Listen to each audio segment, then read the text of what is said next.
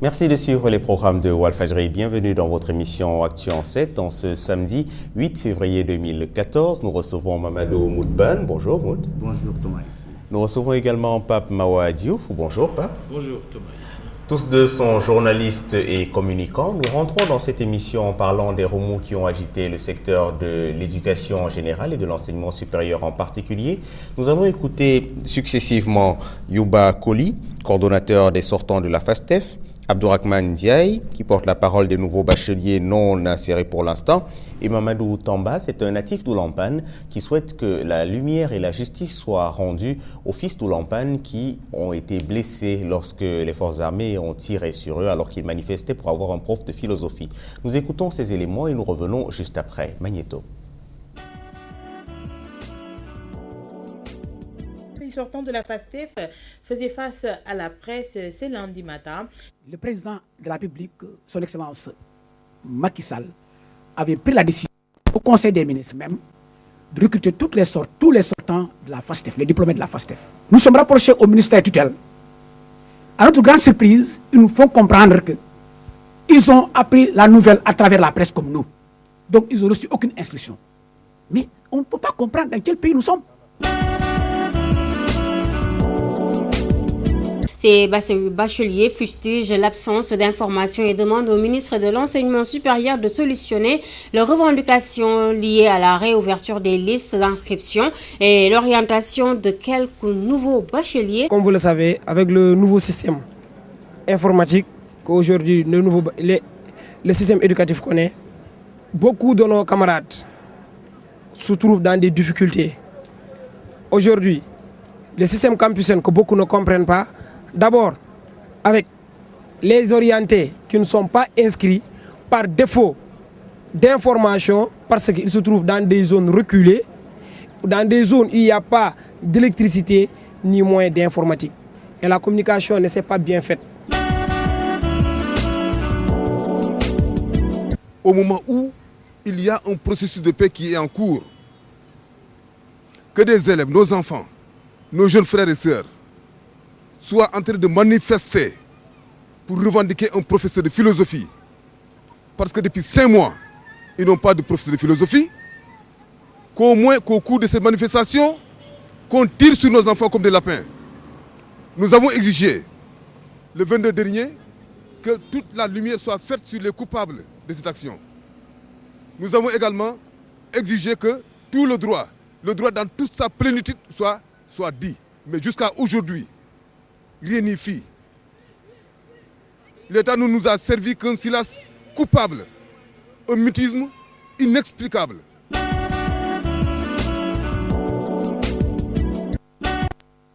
Pape Mawa Diouf, ces 3 éléments qui illustrent un aspect de la contestation, c'est le cheminement normal, c'est-à-dire qu'il n'y a jamais de vie sans remous, ou bien véritablement le système éducatif est malade ou plus malade qu'on le pense?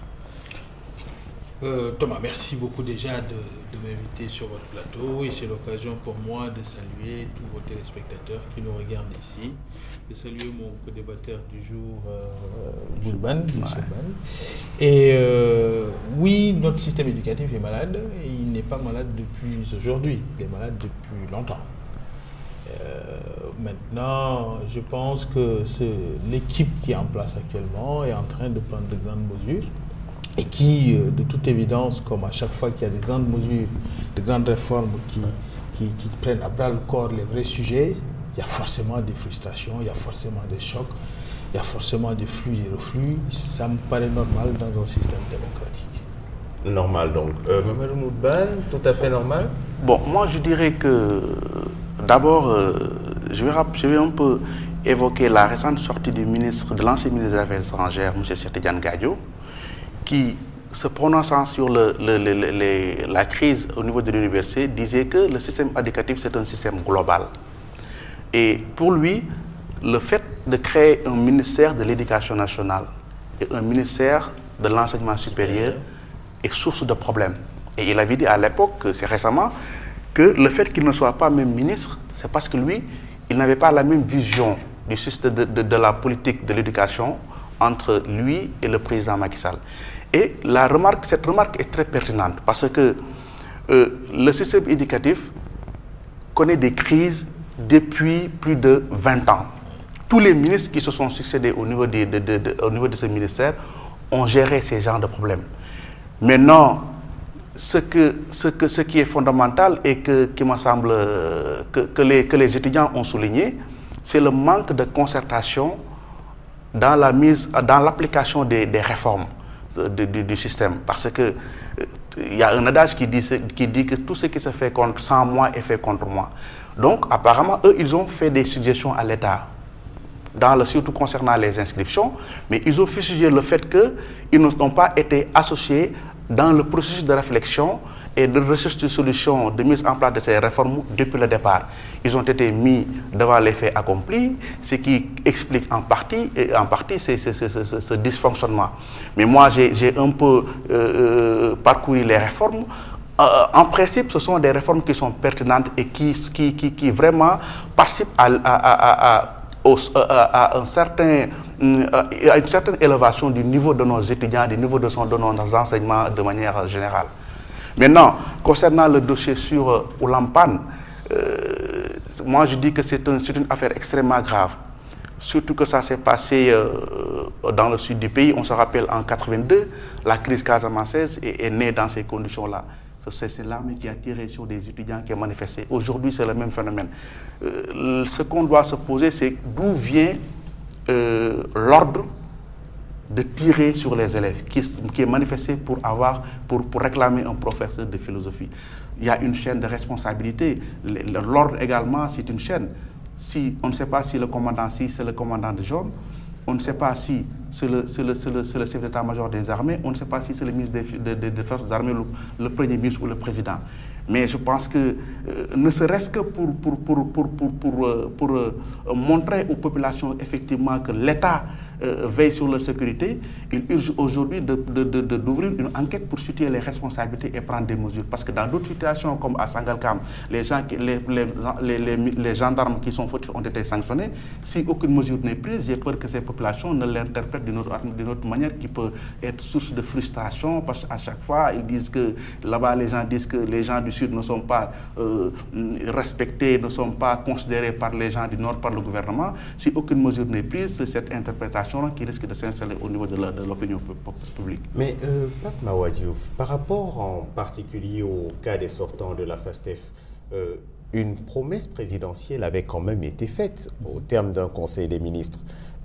Dans un contexte où le mot rupture est très souvent évoqué, comment se fait-il que le président de la République, Macky Sall, dise une chose et que dans le service qui est censé exécuter la décision présidentielle, on apprenne la mesure via les médias? Est-ce qu'il y a rupture de ce point de vue? Je pense qu'en fait, il y a des ruptures profondes dans ce pays. Maintenant, tout le monde ne suit pas. Et ces genres de ruptures nécessitent une collégialité d'action sur tous les domaines.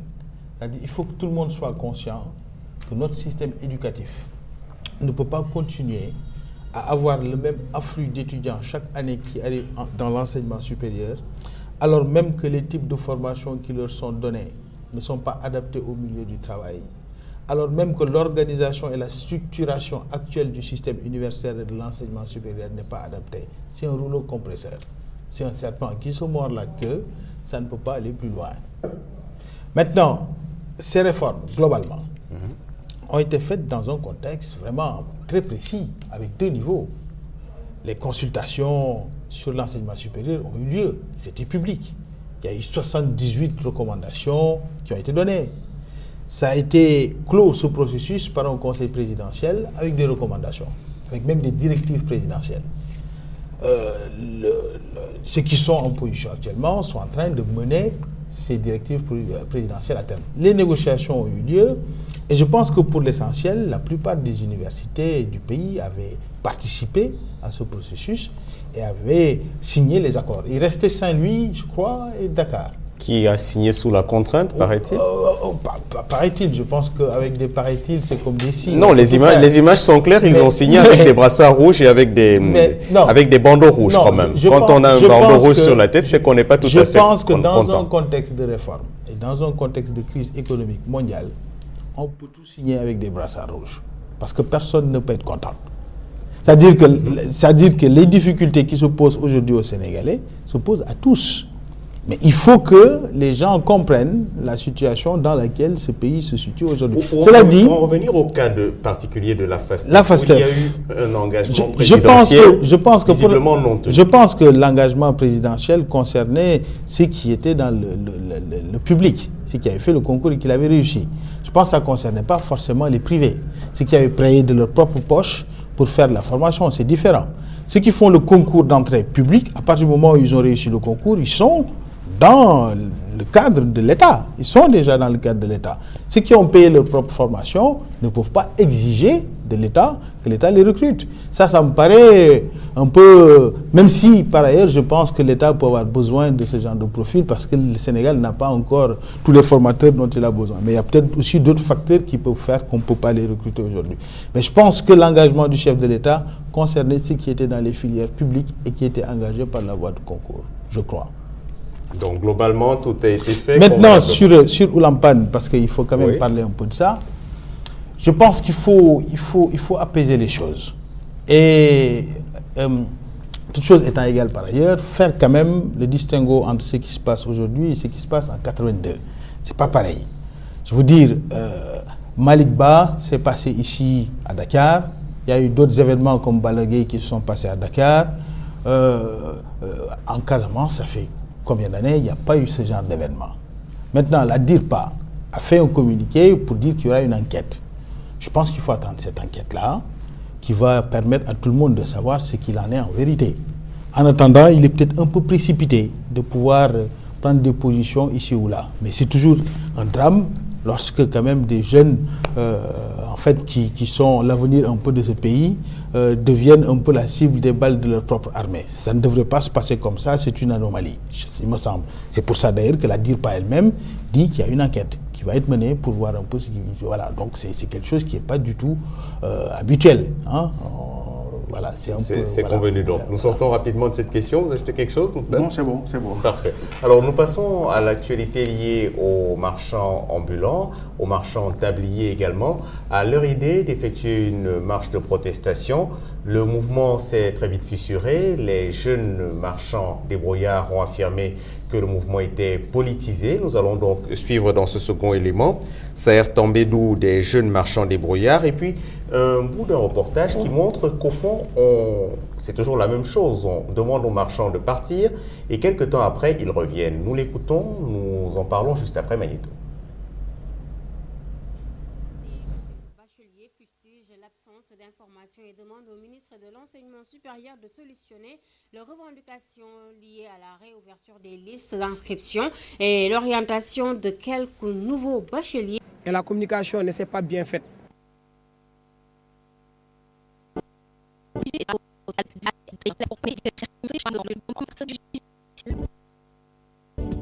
La décision de certains marchands ambulants de marcher ce mercredi n'est pas pour plaire à d'autres. Qualifiant cet acte de déguisé à des fins politiciennes, les jeunes marchands débrouillards contestent et soulignent qu'ils ne sont pas concernés par cette marche. On veut démentir les soi-disant marchands ambulants qui essaient d'organiser une marche au nom des marchands ambulants. Parce que ça fait un moment, ces gens-là, ils sont en train de politiser les marchands ambulants. Après le déguerpissement qui remonte à des mois, les tabliers ou même les marchands ambulants sont de retour dans les grandes artères de la capitale. Selon eux, ils sont revenus n'ayant pas une autre alternative.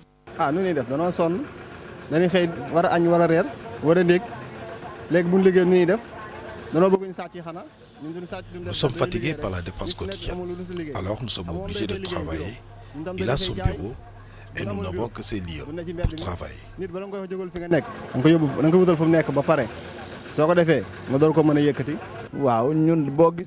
sommes revenus parce qu'on n'a pas trouvé d'autres lieux.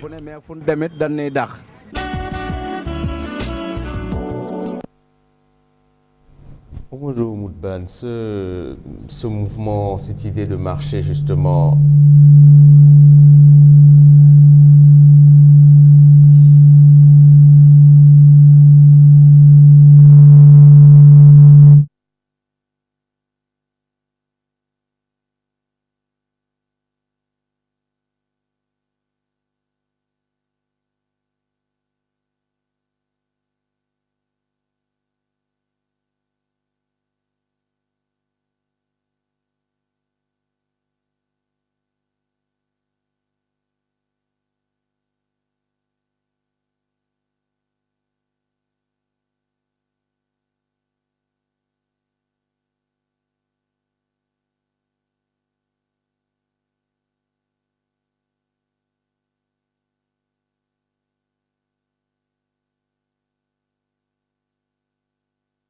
problème qui touche la sécurité de manière générale et l'urbanisme au niveau de la capitale. C'est vrai que les initiatives prises par le maire Khalifa Sall sont à saluer et elles sont saluées par tout le monde. À Dakar, quand tu vas en ville, les artères sont...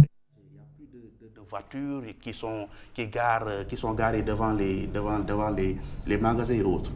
Maintenant, le maire de Dakar, qui n'est pas dans la même formation politique que le parti au pouvoir, connaît des difficultés dans la gestion de cette crise-là, parce que nous allons vers des élections locales. Et c'est un secret de polichinelle de dire que l'APR, en 2000, après, au terme des élections locales, souhaite diriger la mairie de Dakar. Si avoir un candidat de l'APR à la tête de la mairie de Dakar, ça peut être source de confrontation politique par personne interposée ou par marchand ambulant interposé entre le parti au pouvoir et la mairie de Dakar. C'est vrai qu'au Sénégal, tout est politisé, même les Magal et les Gamou, et que s'ils décident de marcher, ce qu'il faut dénoncer, c'est le fait que le préfet de Dakar empêche à ces jeunes-là de marcher. Le même jour, il y a des gens qui sont des karimistes qui voulaient faire organiser une marche. À Pékin, cette marche a été interdite. Une semaine avant, à Richard Toll, les libéraux voulaient organiser une marche, cette marche a été interdite. Or, la marche est reconnue par la Constitution. Du moment que les initiateurs ont déposé leur demande, on fait une déclaration, étudier vraiment les mesures qui doivent être prises, c'est d'envoyer les forces de l'ordre, encadrer les marches et laisser les citoyens exprimer leur liberté. Mais cette manière de gérer les crises sociales, cette manière de vouloir à chaque fois que les citoyens veulent s'organiser pour dénoncer un fait, le préfet de Dakar ou le préfet d'une autre ville interdit cette manifestation. Alors ça crée une frustration au niveau des populations, ce qui n'est pas bien, parce que dans une démocratie, les marches, les manifestations constituent des libertés d'expression des populations que l'on doit vraiment libéraliser et accepter et ordonner à tout. En un mot, qui politise cette marche des commerçants, pas seulement ambulants, il y a des tabliers également. Qui est-ce qui politise? Non, ça dit qu'il est difficile de donner un nom. Mais ce qui est sûr et certain, c'est que parmi ces marchands ambulants, il y en a qui sont du PDS, il y en a qui sont de l'APR, il y en a qui sont avec Khalifa Sall. Maintenant, ces intérêts qui sont gérés au sein même de ces groupes-là font que demain, ils peuvent avoir des confrontations sur le plan politique, mais on ne peut pas, d'un prime abord, dire que c'est telle ou telle personne qui manipule les marchands. Pape Mawadiouf, mouvement spontané ou mouvement politique? Mouvement spontané ou mouvement politique, il est difficile de ne pas dire qu'il y a un mouvement politique après une telle démonstration de mon co-débatteur. Mais en réalité, on ne peut pas le dire. Il y a un problème. Le problème, c'est l'emploi des jeunes, leur employabilité. Et il y a aussi l'ordre public. C'est-à-dire, est-ce qu'on peut permettre à toute une jeunesse de n'avoir comme activité que uniquement la vente à la sauvette, qu'on appelle marchand ambulant ici dans notre pays. On ne peut pas reprocher à ces jeunes de choisir, au lieu d'aller être dans des activités illicites, de travailler à la sueur de leur front et de se nourrir par la même voie. Donc, il faut encadrer ça, et c'est ce que l'État essaie de faire depuis quelque temps. Le maire de Dakar a essayé, mais on a parfois l'impression que la communication autour de cette affaire finit par stigmatiser les ambulants. c'est pas surprenant du tout, moi, que les ambulants se mettent à un moment donné par réagir, etc. Parce qu'on les a trop stigmatisés et pas assez stimulés, motivés, encadrés et créer des cadres qui leur permettent, en fait, de pouvoir exercer ce métier, si c'est ce métier qu'ils veulent, ou bien, dans un avenir proche, on a parlé, par exemple, de l'économie rurale, des domaines agricoles communautaires. Il faudrait peut-être, dans ce processus, voir comment occuper cette jeunesse à la ruralité, à l'économie rurale, à l'agriculture, hein, pour que finalement ils puissent avoir d'autres perspectives de gagner leur vie, si ce n'est que d'aller simplement dans la rue pour vendre, ce qui est très bien quelque part. Parce que si vous prenez d'autres pays, ça existe. Mais c'est légiféré. On a légiféré. Il y a des espaces où vous pouvez faire cette vente-là et d'autres espaces où vous ne pouvez pas faire. Et dire simplement il faut les déguerpir, il faut créer des trucs, pour moi, c'est pas assez structurant et c'est pas un message encourageant pour ces jeunes. Mais est-ce utile de leur demander de partir lorsqu'on constate que quelques jours, voire quelques heures après, ils sont de retour? Est-ce que ça sert à quelque chose? Il faut que l'État reste l'État et que la loi reste la loi. C'est pareil pour les manifestations dont parlait mon ami M. Ban tout à l'heure. On est effectivement presque sous le régime de la déclaration au Sénégal, pour ce qui concerne les manifestations. Ceci étant dit, il est important aussi de savoir que l'autorité a la responsabilité de juger des risques en termes de troubles à l'ordre public.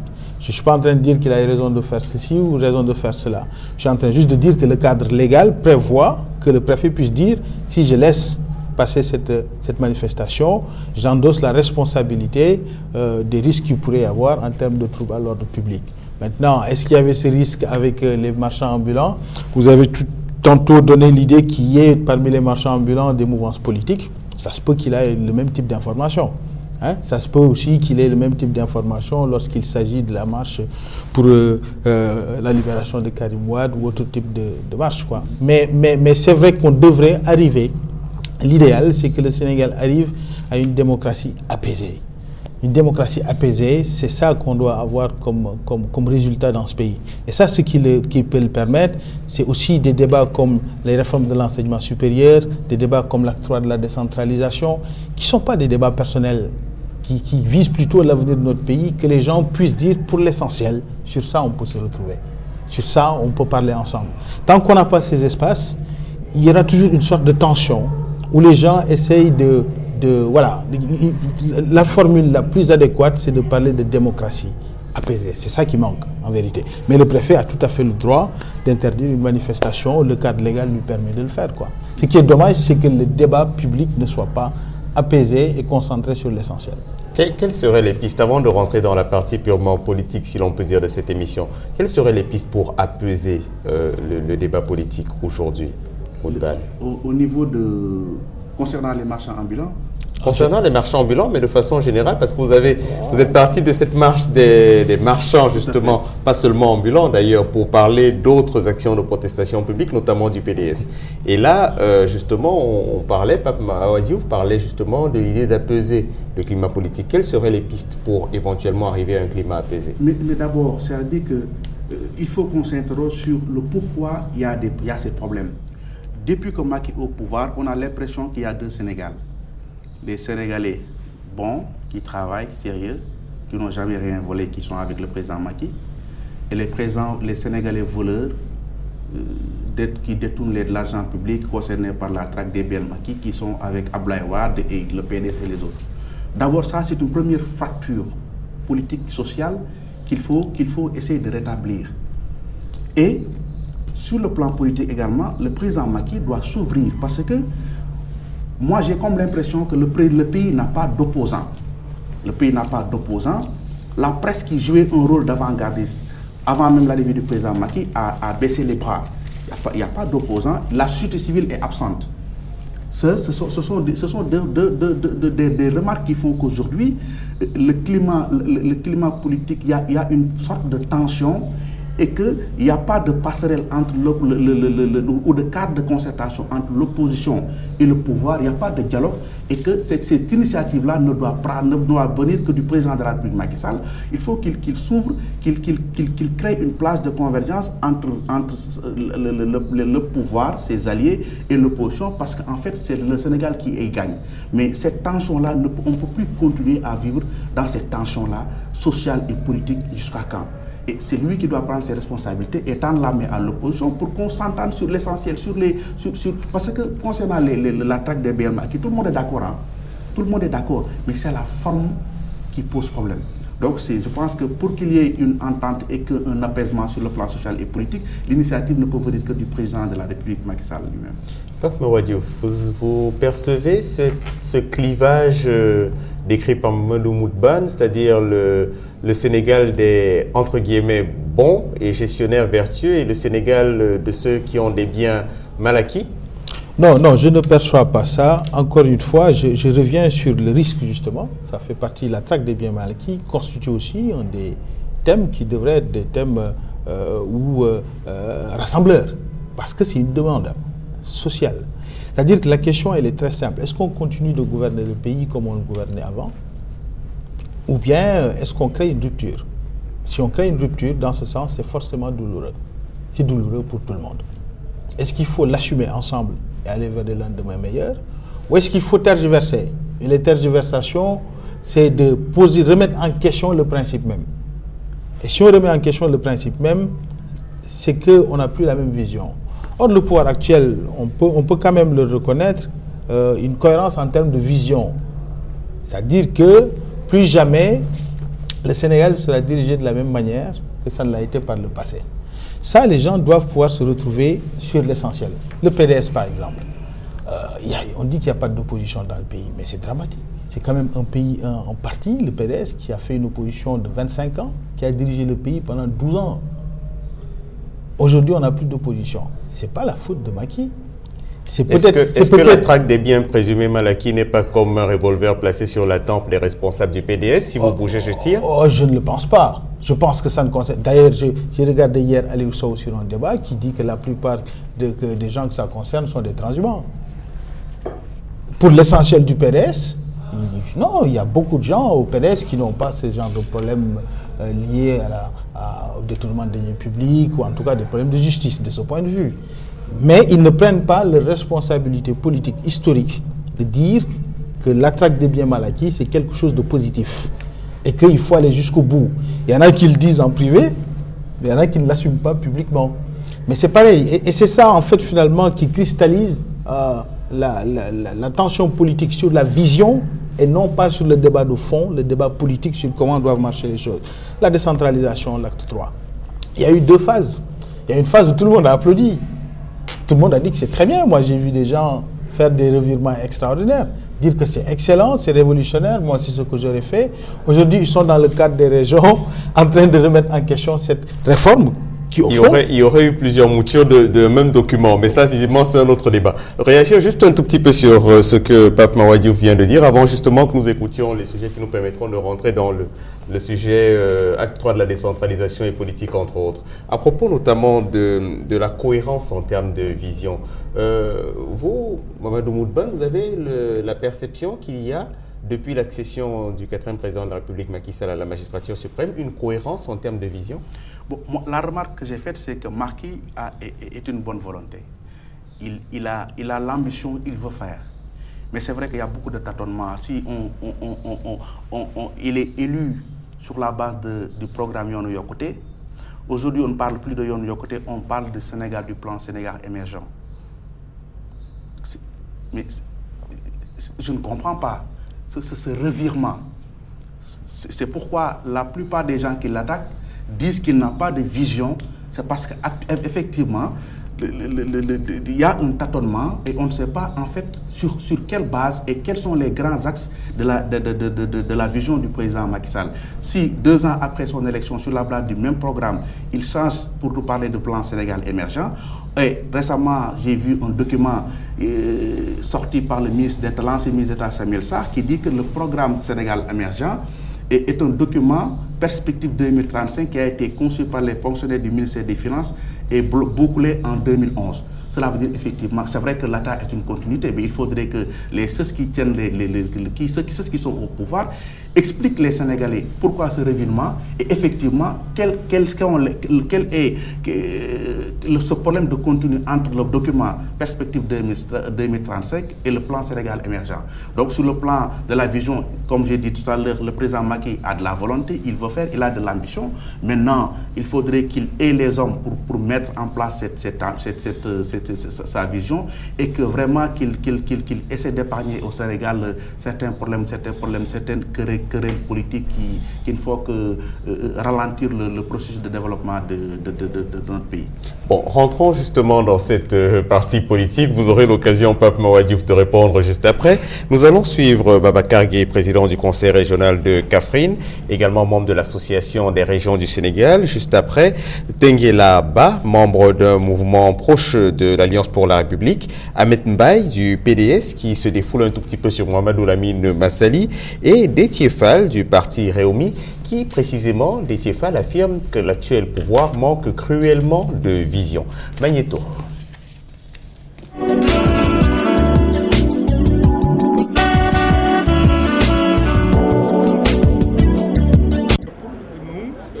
Le département, même si c'est une nécessité pour la décentralisation, je pense qu'avant d'aller au pôle de développement, on aurait pu et que le fait régional, quand il réalisé, supprimer une région nous semble être une mauvaise chose pour le Sénégal. Il y a beaucoup de problèmes de droit dans l'acte 3 et dans le code général des collectivités locales. Le président de la République en a été informé. Un président, logiquement, devrait tenir compte du point de vue de ses administrés et corriger le cas échéant l'œuvre humaine qui n'est pas donc une œuvre parfaite. Commettre une erreur me semble être une destinée humaine, mais persister dans l'erreur me semble être une affaire du diable. Je pense que pour quelqu'un qui est de l'envergure de Benoît Sambou, un ministre de la République, il devait avoir une autre démarche que celle qu'il a utilisée ces 2 derniers jours. Un responsable politique, le ministre de la République, qui invite M. Baldé, maire de Ziguinchor, en lui tendant la main et à faire avec lui une liste commune, je crois que c'est une démarche assez cavalière que nous ne pouvons pas comprendre.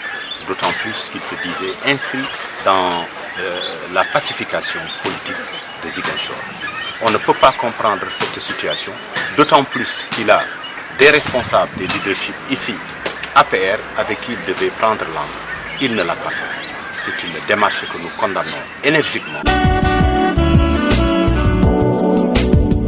Massali n'est pas habilité à parler au nom des structures du Parti démocratique sénégalais ici à Thiès. Certes, il peut parler au nom de son mouvement, mais il n'a pas ses prérogatives pour parler au nom du parti. L'intérêt du parti n'est pas une priorité pour Massali. Tout ce qui l'intéresse, c'est de déstabiliser le PS. Et cela ne passera pas. Puisque nous sommes de la même génération, mais nous n'accepterons plus que des gens se lèvent pour insulter des frères et des sœurs du parti. Cela, nous n'accepterons plus ça. Nous tenons aussi à interpeller la direction du parti. Elle est appelée à siffler la récréation à Thiès. Puisque à Thiès, les gens travaillent depuis près de 2 ans. Il y a un travail extrêmement important de remobilisation, de massification, de réorganisation du parti. Faire de sorte que le parti soit un parti attractif. Que les Sénégalais soient réconciliés avec le Parti démocratique sénégalais. Et c'est le parti même qui doit se réconcilier avec le peuple sénégalais. Parce que nous avons été sanctionnés à cause de certains comportements. L'écrasante majorité des jeunes de l'IJTL, ils se sont démarqués des propos de Massali. Puisque l'intérêt du parti n'est pas une priorité pour Massali.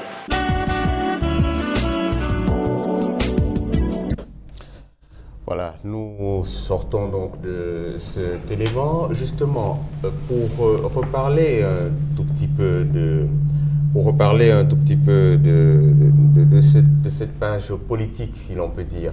À propos de l'acte 3 de la décentralisation, est-ce qu'il faut effectivement, LH, il y a cet élément de Déthié Fall là, qui est en train de passer derrière moi alors qu'il était censé passer dans le magnéto. Qu'est-ce qui s'est passé?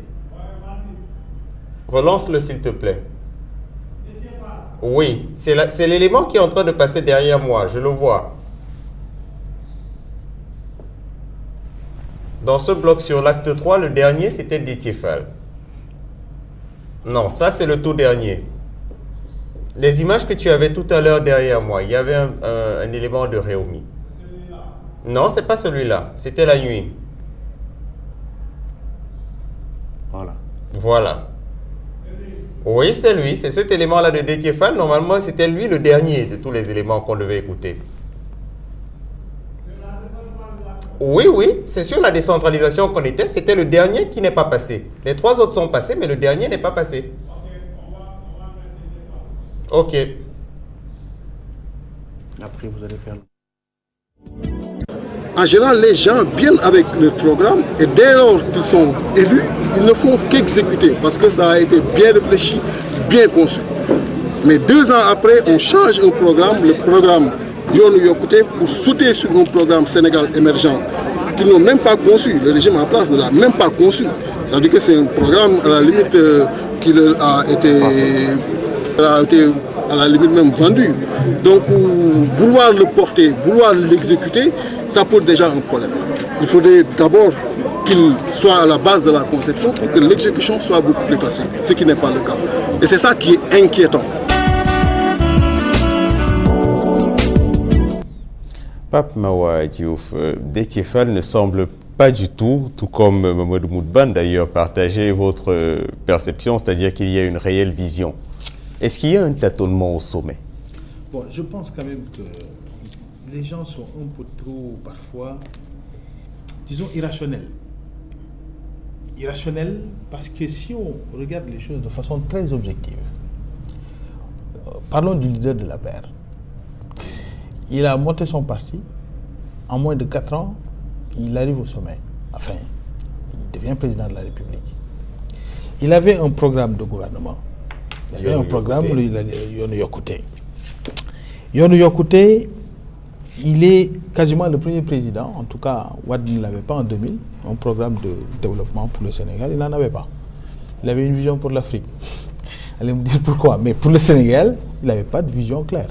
Lui, Macky, il vient en disant, si vous m'élisez, dans son programme, c'est écrit, je vais faire la communalisation universelle. En fait, il décline sa vision de ce que devrait être l'acte 3 de la décentralisation. Si vous m'élisez, je vais faire la couverture maladie universelle. C'est écrit dans son programme. C'est écrit dans le programme Yoonu Yokkute. Il dit, si vous m'élisez, je vais faire les réformes de l'enseignement supérieur, avec les mêmes critères. Il devient un président de la République, il mène cette politique. On nous parle de vision. En vérité, parfois, j'ai l'impression qu'on ne va pas sur les faits, parce que si on ne va que sur les faits, il n'y a pas eu de chef d'État par le passé qui, par une vision, a réussi à conquérir le pouvoir et exercer en mettant en œuvre la même vision qu'il avait écrite dans son programme. Ça n'a jamais eu lieu. Mais aujourd'hui, qu'est-ce qu'on applique exactement? Le Yoonu Yokkute mais la couverture, non, mais attendez, c'est-à-dire qu'il me semble que la couverture maladie universelle, c'est quoi? C'était écrit dans son programme. Mais c'est aussi inscrit dans l'agenda républicain. Puisque beaucoup d'éléments comme la carte d'égalité des chances étaient déjà dans la loi d'orientation sociale. Mais lui, il a promis de le mettre en œuvre. C'était dans son programme Yoonu Yokkute, mais c'était aussi dans l'agenda républicain. Il faut faire la différence entre un programme politique, qui est de l'ordre des convictions privées, un programme de développement d'un gouvernement et d'une république dans une perspective non pas de 2017 ou de 2022 pour être dans un agenda politique, mais 2035, c'est pour toute la nation. Quand vous parlez de 2035, vous admettez qu'il a recopié, entre guillemets, ce qui avait déjà été fait? Non, je n'admets rien. Je dis juste que le plan Sénégal émergent a une perspective jusqu'à 2035. Ça signifie uniquement une chose. Que dans la perspective actuelle du pouvoir, ils n'arrêtent pas le regard sur la perspective politique, mais ils pensent plutôt nation, ils pensent plutôt l'intérêt commun et l'intérêt général. Je reviens là-dessus parce que c'est important.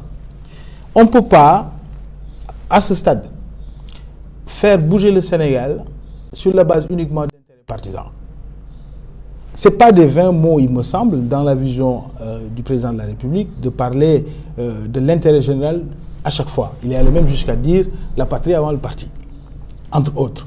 Des questions comme l'acte 3, des questions comme l'enseignement supérieur et autres types de réformes comme la traque des biens mal acquis ne se règlent pas sur la base d'intérêts partisans. Le plan Sénégal émergent ne peut pas être le plan de Macky Sall. Ça ne peut pas être le plan de Mimi Touré, c'est le plan du Sénégal. Et c'est pour ça qu'ils ont cet échange avec toutes les composantes de la nation. Et il faut avoir un regard critique sur l'offre au lieu de dire qu'il n'a pas de vision. Ça se peut qu'il y a des insuffisances dans ce plan.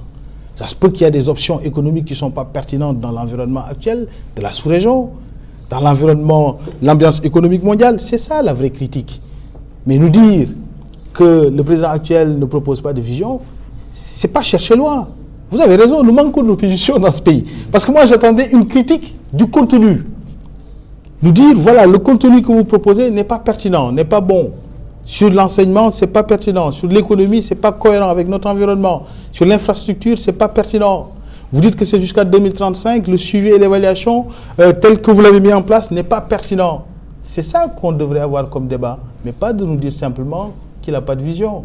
Ce n'est pas sérieux vis-à-vis des Sénégalais qui les écoutent. Vous avez raison de ce point de vue, M. Ban. Notre opposition tarde à avoir la consistance nécessaire pour porter la vraie opposition au régime actuel. Parce que le régime actuel propose de grands chantiers. Prendre en chantier l'enseignement supérieur, il fallait le faire. Ils le font. La traque des biens mal acquis, il fallait oser le faire. Ils le font. Sur l'acte 3 de la décentralisation, c'est courageux. Il faut prendre part activement à ce débat, je pense, c'est ce que devrait faire l'ensemble des acteurs publics et porter la critique dans le fond, quoi. C'est ça que Le seul problème, c'est qu'au Sénégal, la sociologie politique fait que les Sénégalais n'élisent pas une personne sur la base d'un programme.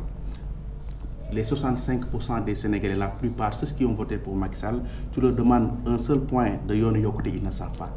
Ils se sont débarrassés de Wade. Les Sénégalais, en général, ils savent sanctionner, mais ils ne savent pas élire. Ils se sont débarrassés de Wade. Macky était là au second tour. Il est devenu président de la République du Sénégal. Les Sénégalais ne savent pas ce qu'il y a dans Yono Yokote. L'autre problème qui se pose, c'est que pourquoi à chaque fois, il y a des problèmes dans les réformes, les initiatives prises par le président Macky Sall. La réforme des institutions, ça tarde à venir. Les réformes au niveau de l'université, il y a des problèmes.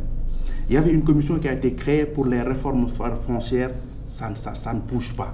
Mais le problème, c'est quoi? Le problème, c'est fait que, moi, ce que je comprends, c'est que les concernés, les principaux concernés ne sont pas associés là-dedans. Et pour revenir sur le plan Sénégal, programme de côté, plan Sénégal, c'est vrai que la critique devait porter sur la pertinence même des propositions. Mais il faut être d'accord avec moi que ceux qui ont substitué, pris le plan Sénégal et mis de côté le plan Yono Yokote devaient avoir l'honnêteté de dire aux Sénégalais, écoutez, dans la communication, effectivement le Yono Yokote est là. Nous allons créer le plan Sénégal émergent, qui est un programme validé par le FMI, la Banque mondiale et tous les partenaires techniques de développement au Sénégal. L'État, c'est la continuité. Ça a été initié par des fonctionnaires de l'État qui sont toujours qui travaillent avec Wade, qui continuent de travailler avec Macky Sall. Nous allons maintenant mettre en œuvre le plan Sénégal émergent et vraiment communiquer sincèrement avec les Sénégalais et ne pas faire semblant de lancer des slogans Sénégal émergent, tout est slogan, et faire croire aux Sénégalais que le Sénégal, le programme, le contenu a été réalisé entre le 25 mars 2012 et maintenant il y a 2 ans. Or, c'est pas ça la vérité. En vérité, c'est un peu plus complexe que ça. En réalité, le Yono Yokote n'a jamais épousé la République du Sénégal parce que personne ne commettrait ce crime de lèse-majesté au peuple. On ne peut pas prendre un programme politique qui est privé et l'adosser directement. Par exemple, le Sénégal ne peut pas s'adresser au reste du monde sur la base du Yono Yokote. Pourquoi? Parce que simplement, le Yono Yokote est un programme de parti politique qui n'engage pas forcément tous les autres Sénégalais. Par contre, les éléments... Attendez, laisse-moi me... Les éléments du Yono Yokote ont été, comment dirais-je, imbriqués dans la stratégie nationale de développement économique et social. C'est ça en vérité. Le Sénégal n'a jamais eu un programme qui s'appelle Yono Yokote. Le Sénégal a eu un programme qui s'appelle Stratégie nationale de développement économique et social. Dans ça, maintenant, vous avez des trucs sur la gouvernance, vous avez des trucs sur sur l'ouverture, sur la culture, etc. Il y a une vision globale. Maintenant, il y a deux composantes qui sont prises en charge par le plan Sénégal émergent. Le plan Sénégal émergent, c'est un coup d'accélérateur sur l'environnement des investissements internationaux, sur l'environnement économique et surtout, comment créer la croissance. Créer la croissance, qui est une composante de la stratégie nationale de développement économique et social, c'est de ça qu'il s'agit. Comment créer la croissance soutenable. C'est-à-dire que le Sénégal a toujours eu des croissances autour de 5%, 2,5%, mais avec une croissance démographique qui va plus vite. Donc la croissance démographique finit toujours par bouffer la croissance et donc tu reviens à nul. Le plan Sénégal émergent, qui est donc une partie en vérité de la stratégie de développement économique et social, c'est un plan de croissance qui vise à avoir 7% suffisamment longtemps pour déboucher sur un taux de croissance à 2 chiffres. Comment ils font? Jusqu'à présent, la croissance sénégalaise, c'est 2 moteurs. C'est les services et les télécommunications. Or, 80% de la population vit du monde rural. Ils ont dit qu'ils vont basculer ça maintenant sur 6 moteurs de croissance. Télécommunications, services, pêche, habitat social, énergie, agriculture, et je crois l'autre, c'est les mines et énergie.